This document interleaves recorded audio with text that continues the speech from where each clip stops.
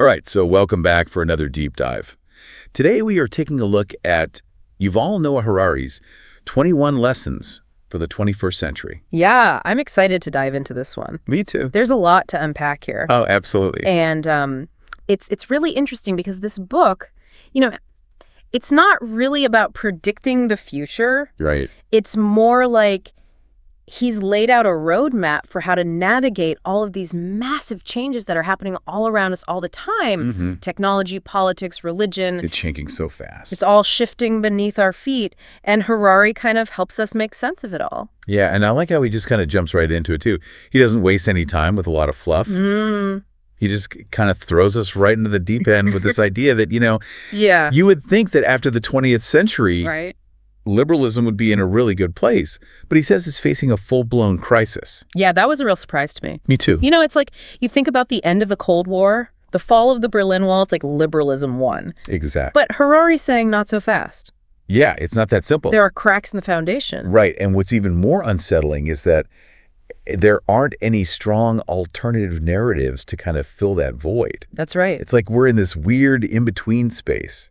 And that's unsettling for a lot of people, understandably. Absolutely. Our traditional political systems, Right. they were really built for a different era.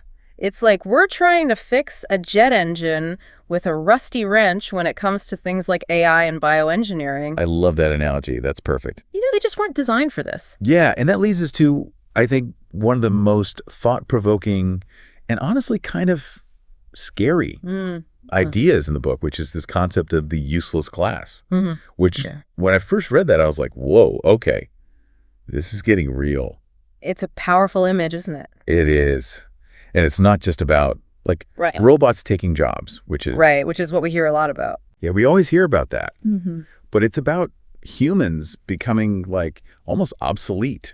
Well, think about it this way. Okay. What happens when the skills you have, the way you think, Right. just aren't relevant anymore? Not because you're not smart, Right. but because the world has changed so drastically that your skills, they just don't apply anymore. Yeah. It's like being fluent in Latin Oh, yeah. in a world that only speaks emoji, Perfect analogy. and you're just left behind. And the psychological impact of that, I mean, that could be enormous. Oh, absolutely. We're social creatures, right? So what happens when you feel like you don't have a place in society anymore? Yeah, it doesn't even seem real when you say it like that. But that's what Harari's warning us about. It's scary stuff. Yeah. Okay, so we've got political systems that are struggling to keep up. Right. We've got this potential useless class emerging. And then on top of all of that, there's AI, which Right. it's not just about computers getting smarter. Right, which is the typical narrative. Yeah. But Harari really kind of flips that on its head, and he says it's about us humans getting hacked. And I think that's such a powerful way to think about it, because we think about, AI, the computers are getting smarter. Right. But he's saying, We are the ones getting reprogrammed. yeah, that's right. The way I see it, Right. this is one of the key takeaways from the book. Okay. You need to understand how your own decision-making can be subtly influenced By AI. by AI, so you don't become a puppet. Right. Because, when you think about AI, combined with what we're learning about the human brain, Yeah. this could lead to some seriously scary manipulation tactics. Algorithms could know us better than we know ourselves. Right. That's a little creepy. It is creepy, right? Right. Feeding us exactly what we want to hear, Yeah. nudging us in directions we don't even realize we're going. Yeah, and it all seems so innocent. Right, that's the danger. Oh, this is just a helpful suggestion from my phone. Yeah. Right. Oh, this is just, a recommendation from my favorite social media platform. Yeah. But who's really behind those recommendations? Yeah, it's like that saying, the best lies are mixed with truth.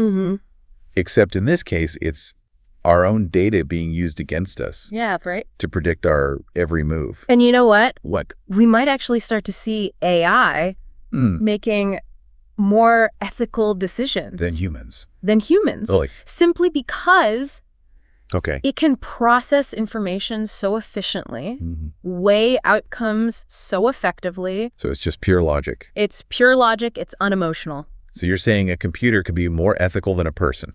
That's what Harari's arguing, yeah. Wow, okay. And it's a scary thought. But imagine a self-driving car Okay. that's programmed Right. with a perfect mix of expert driving skills and impeccable ethics.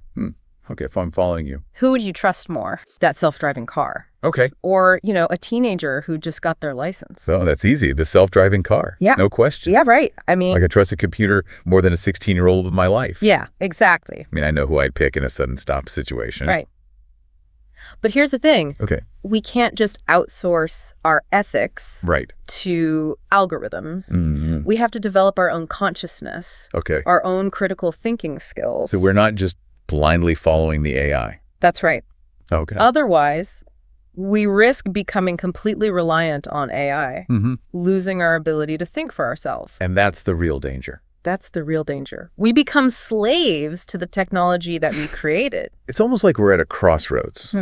We can either become masters of this technology, Yes. using it to enhance our lives, or we can become slaves to it, letting it dictate our choices, shape our reality. And that's the choice we have to make, right? It is, and it's a tough one. Individually and collectively. Absolutely. And speaking of crossroads, Harari also tackles this whole resurgence of nationalism, which is, look at Brexit. Yeah. Look at the Make America Great Again movement. These are all symptoms of something deeper. Right. It's not just a political trend. No, it's a reaction to something. Yeah, and it makes you wonder, why now? Yeah. Why this sudden urge to retreat into these, national bubbles? Well, because people are craving certainty in a world that feels increasingly chaotic and unpredictable. Nationalism offers simple answers. Easy solution. A clear sense of belonging, Yeah. A nostalgic vision of the past. Right, let's go back to the good old days. Yeah, but the problem is, Not real. it's a false hope. Yeah. You can't just rewind history. And Harari is very clear about this. He says nationalism is completely inadequate for dealing with the truly global challenges we're facing, like climate change, like technological disruption. These things don't stop at borders. Exactly. These are issues that require global cooperation, not isolation. So nationalism is actually working against us in some ways. In a lot of ways, I think, yeah. It's almost like a defense mechanism, Like burying your head in the sand while the tide is coming in.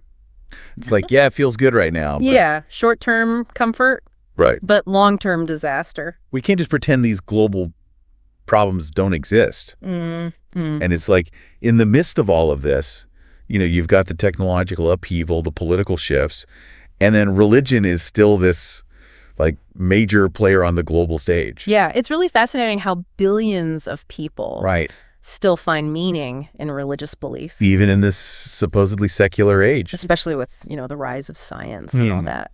You would think religion would be on the decline, but it's not. It's still a powerful force. It is a powerful force, but it's true that its role is shifting. While religion may hold a lot of political sway in a lot of parts of the world, it's often taking a backseat to science in practical matters. Like how so? Well, think about economic policy or social issues. In a lot of places, religious leaders might be wrapping those policies in religious language. To give them more weight. To give them more weight, exactly. Okay, that makes sense. But the science is really driving the decisions. Right, so it's like religion is used as a justification rather than the actual source.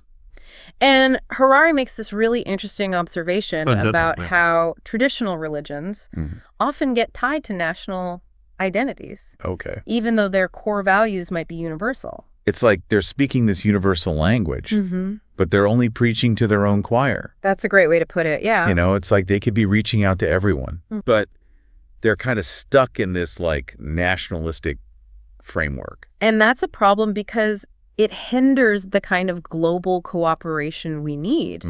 It creates these artificial divisions based on dogma and tradition, when in reality, we're all facing the same existential challenges. Yeah, it's like everyone's building higher walls around their own little gardens instead of realizing we're all part of the same ecosystem. Yeah, we're all interconnected. And that brings us to another really big, complex issue that Harari tackles, immigration. Yeah, immigration. It's a hot-button topic, especially in the European context, that he focuses on in the book. You've got this clash between globalization, which is bringing people closer together, and these really deep-seated cultural differences. That can cause some friction. That's creating a lot of friction, yeah. And I like how he breaks down the whole immigration deal in 3 parts. Yeah. You've got the initial decision to let immigrants in, then the expectation that they'll assimilate to the host culture. Right, and that's where it gets tricky. And then finally, the question of whether they'll have a path to equal citizenship. It's a complex issue with a lot of different perspectives. And it's that second part, the assimilation piece, that often gets like the most heated debate. People have really strong feelings about it. Yeah, and Harari asked this, like, really uncomfortable question. He says, can we truly say all cultures are equal? Yeah, that's a tough one. Or do we sometimes believe, even if we don't admit it, right, that our own culture is superior? It's an uncomfortable question, but it's one we have to ask ourselves. It is. It's like, on the one hand, we want to be tolerant and accepting of other cultures. Of course, that's the ideal. But on the other hand, we also have our own values and traditions that we hold dear. Right, the things that make us who we are. Yeah, and navigating that tension, that's got to be one of the biggest challenges of the 21st century.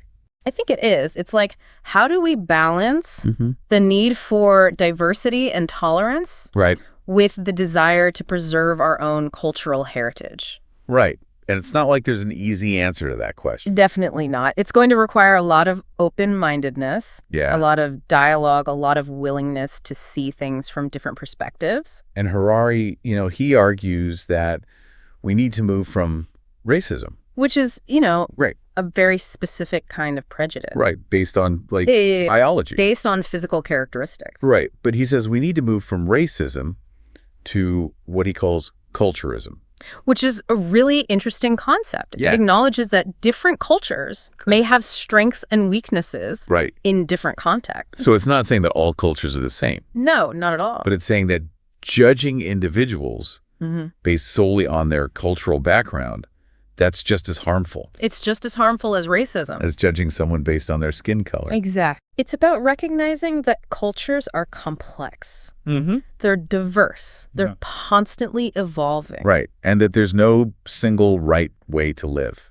There are many different ways to be human. And we can learn from each other's experiences. Right. So it's about understanding that we're all part of this big, messy, beautiful human tapestry. Yeah. And that we need each other to thrive. Absolutely. That's the key. All of this, of course, begs the question, how do we find meaning in a world where, the old stories are crumbling around us? Yeah, it's like a big question. It's a huge question. Our traditional sources of meaning, whether it's religion, nationalism, even our careers, it seems like all of these things are being shaken up in the 21st century. It's like we're living in a time of profound narrative collapse. Yeah. Like that. The stories that once gave us a sense of purpose and belonging. Right, those are the stories we grew up with. They're losing their power. And that can be a really disorienting experience. It is. It's like, well, if that's not true, then what is? Right, we're left grasping for something to hold on to. And Harari, he even shares his own personal story about how he started questioning these grand narratives as a young boy. He talks about struggling with this concept of heroism and sacrifice. Really? Yeah, when he was just a teenager. That's interesting. It's like he was already seeing the cracks in the facade. Wow. So he's been thinking about this for a long time. It seems like it, yeah. And I think a lot of us can relate to that. Oh, yeah, definitely. There comes a point where we start to see the cracks in the narratives we've been told. And we have to figure out how to piece together our own understanding of the world. That's the journey we're all on, in a sense. Yeah, it is. Finding our own meaning. And Harari, his argument is that the key to dealing with this narrative collapse isn't to replace the old stories with new ones. Which is what a lot of people try to do, right? Yeah. Find a new ideology. Right. Find a new religion. New system to believe in. But he's saying... No, it's not about replacing the story. It's about letting go of the stories altogether. Whoa.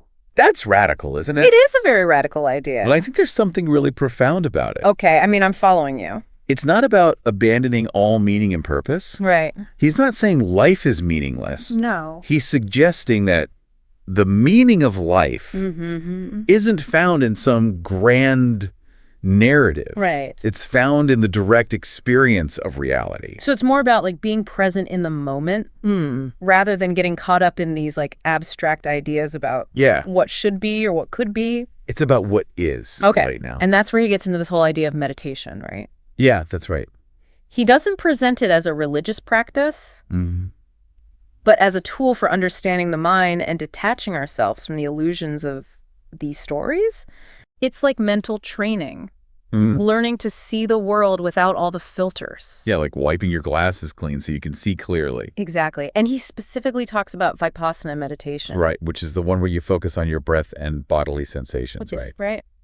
And you're not trying to achieve anything. You're just observing. You're just observing, yeah. Without judgment. Right. Just noticing what's happening. And what's interesting about that is that you don't have to buy into any religious dogma or philosophy to practice vipassana. Right. It's not about belief. Okay. It's about technique. It's purely a technique for training your attention. That's right. So you can become aware of your thoughts and feelings without getting swept away by them. Without getting lost in the story. It's like hitting the mental gym, building up those awareness muscles so you can see your thoughts for what they are. Just thoughts. Just thoughts. Not necessarily truth. Not necessarily truths. And that's a really important distinction. It is, yeah. Because we often mistake our thoughts for reality. Yeah, we believe everything we think. We get so caught up in them. Right. We identify with them. But meditation helps us create some distance between ourselves and our thoughts. So we can observe them more objectively. Exactly. And Harari even describes his own experience with Vipassana as like a humbling awakening. Interesting. He realized that he had way less control over his mind than he thought. Yeah, it's a common experience. Really? Yeah, a lot of people who start meditating, they realize that the mind is a lot more wild and unruly. Right. It's not this perfectly ordered, rational machine that we think it is. No, not at all. It's like he suddenly saw all these mental programs running in the background, shaping his perceptions without him even realizing it. Like software we don't even know is installed. Exactly. And that's kind of scary when you think about it. It is, but it's also liberating. Because once you become aware of those programs, you can start to change them. You can reprogram your own mind. Yeah. You're not just a slave to your conditioning. Okay, so it's not about getting rid of all thoughts. No, that's impossible. It's about becoming more aware of them. And how they influence our behavior. And then choosing how we want to respond. Exactly. Instead of just reacting automatically. We become more conscious creators of our own reality. That's a powerful idea. It is, and it's something we'll explore further in the next part of our deep dive. I'm really looking forward to it. We'll delve into Harari's thoughts on terrorism. Oh, wow. The future of war. Okay. And how acknowledging our own stupidity. Our own stupidity. Yeah. That we don't know everything, that we can be wrong. Right. That might actually be the key to a more peaceful future. Wow, that's a thought-provoking idea. It is, isn't it? It's like humility might be our greatest weapon. I never thought about it that way. Yeah, it's a different way of looking at things. It is. Okay, well, I can't wait to hear more about that in the next part. Stay tuned. We'll be right back. Okay, so welcome back. Last time we were with Harari. And those 21 lessons. Yeah, a lot to think about. And I don't know about you, but that whole useless class thing, that really kind of got to me. Yeah, it's a disturbing thought, isn't it? It is. It's like one of those things you just can't unthink. Once you see it. You can't unsee it. It's hard to ignore. It's hard to ignore, yeah. Yeah. But today, we are diving into something even more intense. Terrorism. Yeah, this is a heavy one. It is, but I think it's important to talk about. Especially in the context of everything else we've been discussing. Yeah, because it's like all these things are interconnected. They are. You can't really talk about one without talking about the other. And Harari, he doesn't shy away from the tough topics. He doesn't. And I think one of the most interesting things he says about terrorism is that terrorists are masters of mind control. That's a really good way to put it. They might not have these massive armies, but they can instill fear and disrupt entire societies. With a relatively small number of people. With a tiny number of people. It's amazing, really, how much power they can wield. It's like they're playing a psychological game. It is a psychological game. And the stakes are incredibly high. Life and death.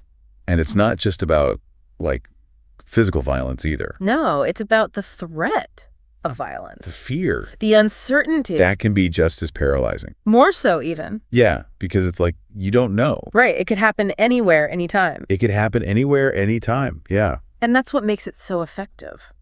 Yeah, and Harari talks about how terrorists really understand the power of spectacle. Yeah, they're masters of media manipulation. They know that a single act of violence especially if it's like shocking and highly publicized. Right, something that grabs headlines. It can have a ripple effect. A huge ripple effect. That goes way beyond the immediate victims. It's like throwing a stone into a pond. The waves just keep spreading. Yeah. And the scariest part is it often works. You know, we see governments overreacting, knee-jerk reactions, enacting policies that erode civil liberties. in the name of security. All in the name of security, yeah. Yeah. And it's like, I get it. Mm-hmm. You know, they're trying to protect people. Yeah. They have a responsibility to keep people safe. But are they actually making us safer? That's the question, isn't it? Or are they just creating more fear, more division? And playing right into the hands of the terrorists. That's Harari's point, I think. Yeah, he's saying we need to be smarter than that.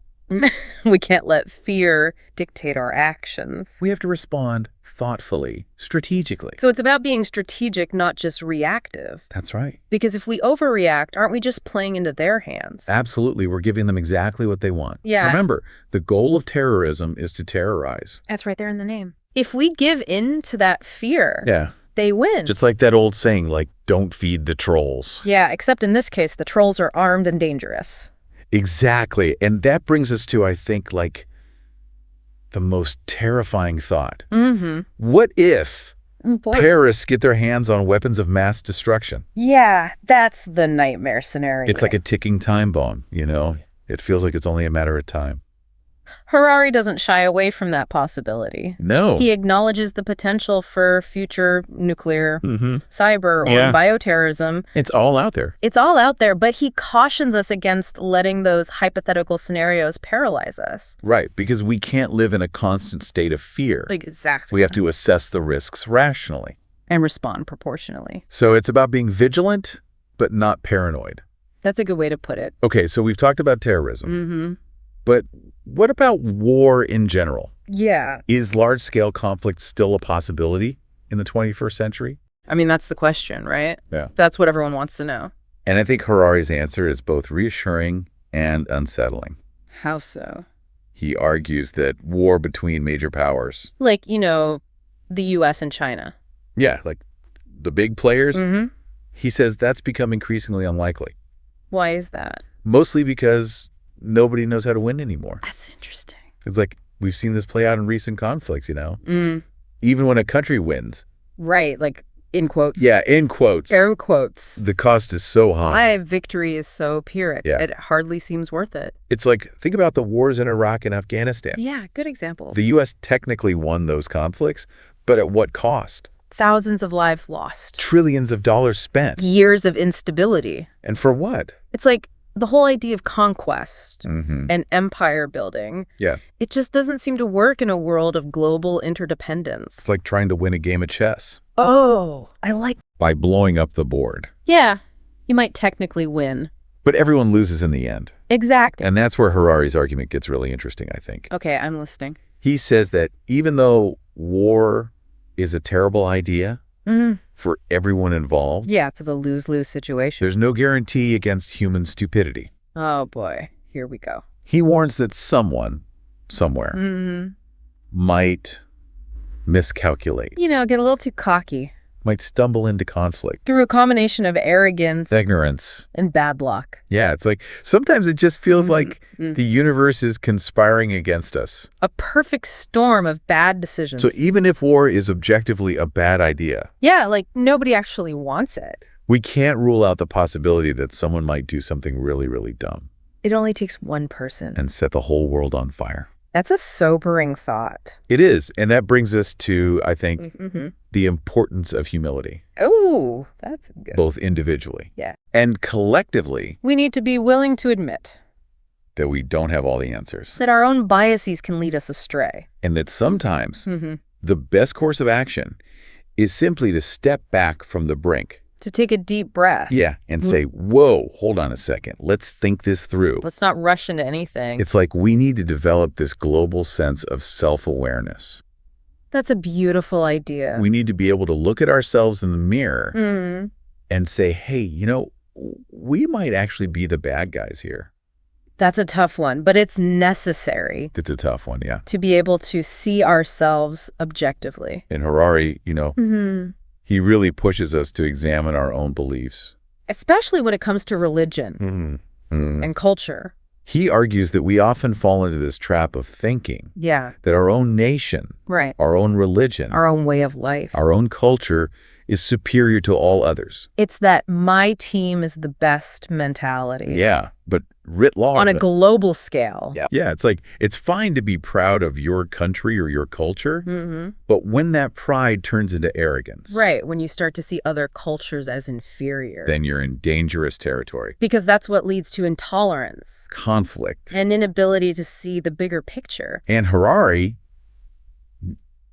he's not afraid to, critique his own tradition. His own background. Yeah, he even critiques Judaism. Oh, wow. He argues that Jews should downplay their role in spreading the idea of monotheism, That's a bold statement. which he sees as one of the worst ideas in human history. Wow, I've never heard anyone say that before. It's a pretty provocative statement considering that monotheism is the foundation of so many major religions. Christianity, Islam. But his point is Okay. that the idea of one true God has historically led to a lot of intolerance and violence. Because it creates this us versus them mentality. Yeah, you're either with us Or you're against us. Yeah, there's no middle ground. And he contrasts this with the more open-minded approach of polytheistic religions, which often embraced a diversity of gods and beliefs. So it's like, the more gods, the merrier? Well, not necessarily. Okay. But the point is that polytheism tends to be more tolerant of different perspectives. So it's not about who has the right God. Right. It's about how we can live together peacefully. Regardless of our religious beliefs. Exactly. And Harari goes on to argue Yeah. that some of the greatest contributions of the Jewish people have come not from religion, but from science. Interesting. He points out that in the 19th and 20th centuries, a disproportionate number of Jewish scientists Really? won Nobel Prizes. I didn't know that. Yeah, and he even jokes that it was only when Jews began abandoning the yeshiva for the laboratory Oh, that's funny. that they really started to make their mark on the world. It's a funny line, but it makes a serious point. It does. It's about questioning received wisdom. Stepping outside of our comfort zones. Embracing new ways of thinking. So it's not about abandoning tradition altogether, Right, it's about building on it. but about recognizing that progress often comes from challenging the status quo. And being open to new ideas. And that's a lesson that applies to all of us, Absolutely. no matter what our background is. If we want to navigate the complexities of the 21st century, we need to cultivate a sense of intellectual humility. So being willing to say, I don't know. Yeah, being open to being wrong. Being open to learning from other perspectives. Because nobody has all the answers. And that brings us back to that fundamental question of meaning. The big one. If the old stories are crumbling. Yeah, the ones we've relied on for so long. And we can't rely on religion or nationalism or even science to give us all the answers. Then where do we turn? Yeah, where do we find meaning in a world that feels increasingly uncertain and chaotic? That's a question for next time. That's a question for next time, when we'll dive into Harari's thoughts on the human search for meaning Okay. and explore how practices like meditation can help us find purpose and well-being in a world of uncertainty. Sounds good. Stay tuned. Welcome back to our final deep dive into those 21 lessons with Harari. Yeah, I'm really looking forward to wrapping this up. Me too. We've talked about so much. Oh yeah, killer robots, dying religions. The whole useless class thing, nationalism. Well, it's been quite a ride. It has. Yeah. But now we are getting to the heart of it. Okay, shit. This whole question of meaning. Right, the big one. Where do we find it? Yeah. In a world where all the old stories are falling apart around us. That's the million-dollar question, isn't it? It is. I mean, it feels like everything's changing so fast. All those things we used to rely on for meaning. Like what? Like religion, nationalism, even the idea of progress. It's like they're all losing their grip. It's like the ground is shifting beneath our feet. Yeah, exactly.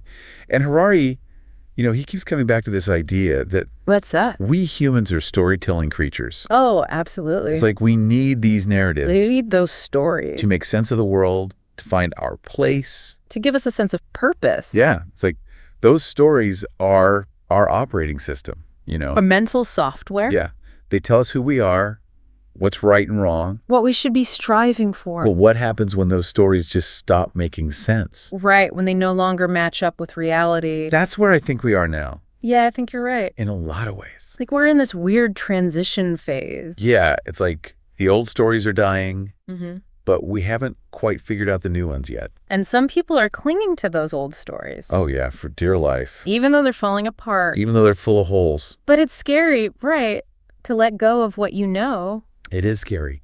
Yeah. So, okay, where do we go from here?